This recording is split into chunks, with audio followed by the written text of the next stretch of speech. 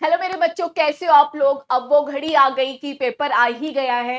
तो पेपर आप देने जा रहे हो। पेपर देने से पहले कुछ ऐसी बातें हैं जो एक दिन पहले आपके लिए पता होना बहुत जरूरी है।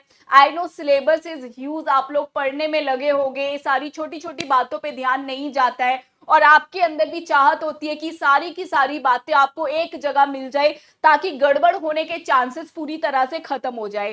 पेपर से पहले सबसे जरूरी है कि आप अपने रिवीजन को पूरी तरह से कंप्लीट कर लो, क्योंकि अगर रिवीजन आधा अधूरा रहेगा तो दिमाग हमेशा उसी बात पे टिका रहेगा कि कहीं क्वेश्चन ये वो तो नहीं जो टॉपिक में छोड़ के आया हूं। तो रिवीजन पूरा कंप्लीट होना बहुत जरूरी है। चाहे स्पीड बढ़ा के कर दो, कोई दिक्कत नहीं है, लेकिन एक बार सारे चैप्टर सारे क्वेश्चंस को अपने हाथ से पलट पलट के देख लो। रिवीजन करते टाइम कॉन्सेप्ट सारे कवर करने के बाद जब मैं हमेशा से बोलती थी कि क्वेश्चंस करो, जो क्वेश्चन आपको नहीं आता उसको हाईलाइट करो, तो वो हाईलाइटेड जितने भी क्वेश्चंस आपने किए हुए हैं उनको वापस से एक बार पेज पलट पलट के जरूर आपको देखना है। जब ये दोनों काम आपके कंप्लीट हो गए हैं तो अब आपका जो मोटिवेशन है वो बहुत ज्यादा हाई हो जाएगा एंड आप पेपर देने के लिए पूरी तरह से एलिजिबल हो। अब घबराहट नहीं होगी, डर नहीं लगेगा। अपने आप को थोड़ा सा काम रखें क्योंकि रिजल्ट अच्छा खासा आना है, 50 to 55% के बीच में आएगा।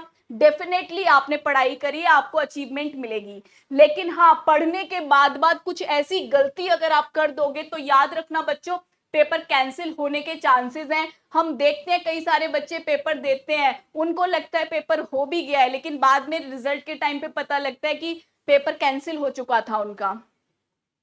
तो अगर आपने मेहनत पूरी करी है तो इन छोटी छोटी बातों की वजह से कोई बर्बादी ना हो जाए। तो सुनो इस बात को ध्यान से कि पेपर के कुछ रूल्स हैं, क्योंकि ये पेपर घर बैठ के आपको देना है तो कंप्यूटर या लैपटॉप का होना आपके पास बहुत ज्यादा जरूरी है। सबसे पहली बात, कंप्यूटर या लैपटॉप का होना बहुत जरूरी है एंड उस कंप्यूटर एंड लैपटॉप का कैमरा हर पल आपको ऑन रखना है। मैम हमारे सिस्टम का कैमरा खराब है या फिर बीच बीच में बंद हो जाता है तो बेटा आपका पेपर कैंसिल हो जाएगा। आप अलग से उसमें एक वेबकैम यूज कर सकते हो, अलग से एक डिवाइस फिक्स कर सकते हो। मैम हमारे पास लैपटॉप या फिर कंप्यूटर नहीं है, क्या हम फोन से पेपर दे दें? बिल्कुल नहीं दे सकते हो। क्या मैम हम कैफे में जाके दे दें? साइबर कैफे से आप पेपर बिल्कुल दे सकते हो, लेकिन याद रखना कि वहां पे शोर ना हो, आपके पास कोई भी एंट्री ना करे, एकदम शांति वाला माहौल रहना चाहिए। जिस भी कंप्यूटर या लैपटॉप को यूज करके आप पेपर दे रहे हो उसमें प्रॉपर एक सॉफ्टवेयर का लिंक आपको मिल जाएगा। उसको प्रॉपरली आपको डाउनलोड करना है और रन करके भी देखना है क्या सॉफ्टवेयर आपके कंप्यूटर और लैपटॉप में चल भी रहा है या नहीं। ये लिंक आपको इंस्ट्रक्शंस में मिल जाएगा, आईसीएसआई की वेबसाइट पे भी मिल जाएगा। अच्छा, जब आप पेपर दोगे तो मेरे बच्चों पेन यूज नहीं कर सकते हो, पेपर यूज नहीं कर सकते हो, कैलकुलेटर यूज नहीं कर सकते हो। वाटर बॉटल आप यूज कर सकते हो, बीच बीच में पानी ऑब्वियसली पी सकते हो। बच्चे क्वेश्चन पूछते हैं मैम पानी पिए या नहीं, बेटा कोई दिक्कत नहीं है। दुनिया का कोई भी ऐसा एग्जाम नहीं है जो आपको पानी पीने से रोक के दिखाए। हाँ मैम, वॉशरूम वगैरह जा सकते हैं कि नहीं, तो ऑब्वियसली नॉट बेटा। एंट्री पेपर में 30 मिनट पहले करनी है। दैट मीन्स आप अपने सिस्टम से जब पेपर दे रहे हो तो कम से कम 30 मिनट पहले आपको लॉग इन करना है। लॉग इन करने के लिए आपके पास आईडी और पासवर्ड आपकी मेल आईडी पे आया होगा, चेक कर लो। साथ ही साथ किस स्लॉट में आपका पेपर होगा, टाइम वगैरह सब आपके पास आ चुका होगा, प्लीज चेक कर लो। तो इस आईडी पासवर्ड को यूज करके आप 30 मिनट पहले लॉग इन कर सकते हो। इन केस आप with in time log in नहीं कर पाए हो और पेपर शुरू हो चुका है तो पेपर शुरू होने के बाद 15 मिनट के अंदर अंदर भी आप लॉग इन कर सकते हो। सपोज ये 15 मिनट बीत गए, आपको याद आया कि यार मेरे को तो पेपर में लॉग इन करना है, या फिर किसी भी रीजन से आप लॉग इन नहीं कर पाए हो, तो बेटा 15 मिनट के बाद लॉग इन होने का ऑप्शन आपको नहीं मिलेगा।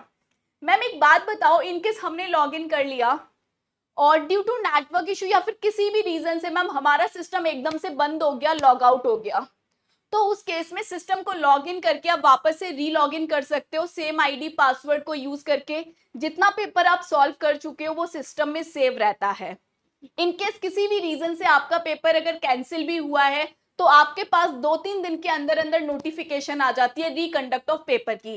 पेपर जनरली 2 बार ही होता है, एक बार कैंसिल होने पे दोबारा आपको मौका जरूर मिलता है। लेकिन उसमें टेक्निकल इश्यू होना चाहिए। अदर इश्यूज की वजह से अगर पेपर कैंसिल हुआ है तो आपको री एग्जाम का मौका कतई नहीं मिलेगा। टेक्निकल इश्यू की वजह से हुआ है तो री एग्जाम का मौका आपको मिल जाता है। आगे की बात सुनो, जिस रूम में या जिस प्लेस पे बैठ के आप एग्जाम दे रहे हो वहां पे किसी की एंट्री होनी नहीं चाहिए। क्वेश्चन पेपर को बोल बोल के रीड नहीं करना है। आमने सामने कोई बैठा भी नहीं होना चाहिए, साथ में कोई बुक भी नहीं होनी चाहिए। सिस्टम बहुत इजीली चीजें कैप्चर कर रहा है, आपकी आईज को, आपके फेस के मूवमेंट को नोटिस भी कर रहा है, इसीलिए अपने फेस को कैमरे में रखे। ऑब्वियसली कोई हर वक्त 90 डिग्री नहीं रख सकता है, वरना गर्दन बेटा आप समझ ही सकते हो क्या होगा। तो आप मूवमेंट कर सकते हो, बट ऐसा नहीं होना चाहिए वहां क्या लिखा है वहां क्या लिखा है, नो। आराम से पेपर करो, एक डायरेक्शन में देखते रहो, दैट्स इट। अच्छा, इसके बाद बात आती है कि आपके पास एडमिट कार्ड होता है, उसको डाउनलोड करके उसकी फोटोकॉपी जरूर रख लेना। आईडी प्रूफ की फोटोकॉपी जरूर होनी चाहिए आपके पास। ये चीजें आपके इंस्ट्रक्शंस में मेंशन है, तो प्लीज इतना जरूर करके बैठना। जब पेपर दे रहे हो तो एक स्ट्रॉन्ग नेटवर्क होना जरूरी है, क्योंकि नेटवर्क नहीं होगा तो सिस्टम बहुत स्लो हो जाएगा और विद इन टाइम आप पेपर को कंप्लीट भी नहीं कर पाओगे। पावर बैकअप होना जरूरी है, ऐसा ना हो कि सिस्टम बीच में स्विच ऑफ हो गया, बैटरी नहीं है, तो प्रॉपरली चार्ज रखना, साथ के साथ पावर बैकअप का अरेंजमेंट करके रखना। I can understand the situation कि कई सारे बच्चे ऐसी जगह भी रहते हैं जहाँ पे इलेक्ट्रिसिटी इश्यूज हो सकता है, इसीलिए मैं बोल रही हूँ कि आप पहले से सिस्टम को फुल्ली चार्ज रखना और पावर बैकअप का अरेंजमेंट करके रखना। इनकेस कुछ भी इशू आता है तो री लॉग इन री एग्जाम का ऑप्शन आपके पास आता है, अगर टेक्निकल इशू रहा होगा तो। एक बात और मैं बच्चों आपको बोलना चाहूंगी यहाँ पे कि जब भी आप पेपर दोगे, तो याद रखना मेरी ये बात कि पेपर देते टाइम आपको इधर उधर कुछ भी दिमाग नहीं लगाना, स्ट्रेट फॉरवर्ड क्वेश्चन पे ही आपको ध्यान देना है। इधर उधर करोगे, पेपर अगर कैंसिल हो गया तो आपको री ऑप्शन का चांस नहीं मिलता है, फिर रिजल्ट में सीधे कैंसिलेशन लिख के आता है, फिर नेक्स्ट अटेम्प्ट के अलावा कोई ऑप्शन मेरे बच्चों आपके पास नहीं बचता है। क्लियर? इतनी बातों में किसी बच्चे को कोई दिक्कत है, कोई डाउट है? No ma'am. सो इसके अलावा और कोई छोटी मोटी बात होगी, डेफिनेटली आप चैनल से जुड़े रहना, मैं जरूर आपको बताऊंगी, जरूर आपके साथ उस बात को शेयर करूंगी। फिलहाल के लिए इतनी ही बातें जो आपके लिए जानना सबसे ज्यादा जरूरी है। एक बच्चे का क्वेश्चन आता है कि मैम क्या वर्किंग नोट के लिए पेन पेपर ले? बेटा कुछ भी नहीं, मैं पहले ही आपको मना कर चुकी हूँ। चलो तो फिर इस इंफॉर्मेशन को यहीं तक रखते हैं। होप कि आप अच्छे से पेपर दो, अच्छे से अपनी पढ़ाई करो, अभी भी वक्त है उसको यूटिलाइज करो।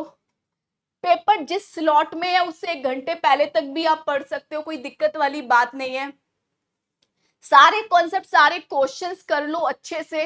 पेपर बेटा वहीं से आना है, फिक्र मत करना, घबराना मत, एक एवरेज लेवल का पेपर रहेगा। 2 4 6 टफ क्वेश्चन भी अगर आपको दिखते हैं तो उनमें उलझना मत, पहले उन क्वेश्चंस को कर लेना जो आपको आते हैं, क्योंकि बल्क में ऐसे क्वेश्चंस होंगे जो आपको आते होंगे। उन 4 6 क्वेश्चंस की वजह से हो सकता है कि आप अपने बल्क वाले क्वेश्चंस मिस कर दो, तो पहले वो करना जो आपको आता है। So all the very best to all of you, and जैसे ही आपका एग्जाम हो जाए इस पर्टिकुलर वीडियो के नीचे एक बार जरूर बताना कि आपका पेपर कैसा रहा।